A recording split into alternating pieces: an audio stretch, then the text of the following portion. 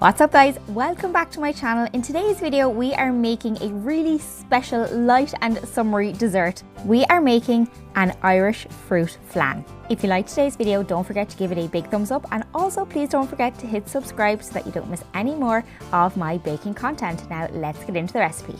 You will need 95 grams of plain all-purpose flour, 5 grams of baking powder, 5 grams of salt, 95 grams of caster sugar, and 3 large free-range eggs.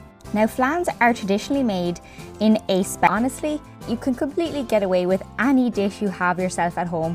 So this tin I'm using today is sort of a large flan / sponge tin, and it does the trick perfectly. So I'm going to start off and grease my tin really well. It would be a nightmare if this sticks, so make sure you get into every part of your tin. I'm going to sift my sugar into a clean mixing bowl and crack in the 3 eggs. If you're somebody that tends to get a lot of eggshell when you break eggs, do them in a separate bowl, and it's easier to just pull out any little bits of eggshell that end up in your mixture. And taking a hand whisk, I'm going to beat the eggs and sugar together until it is nice and fluffy and foamy. At this point we want to incorporate as much air into the mixture as possible.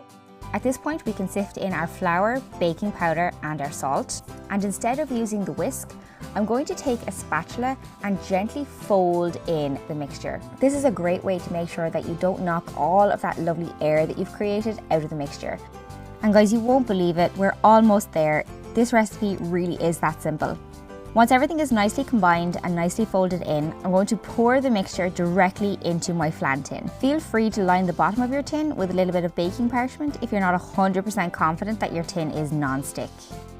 We're going to bake this in the oven at 180 degrees Celsius in a fan oven for 15 to 20 minutes depending on your oven. And when you think that it might be done and the sponge is starting to pull away from the sides of the tin and you have that nice spongy top, you can take a metal skewer, insert it into the center of the sponge, and if that metal skewer comes out clean, you know your sponge is ready to be cooled.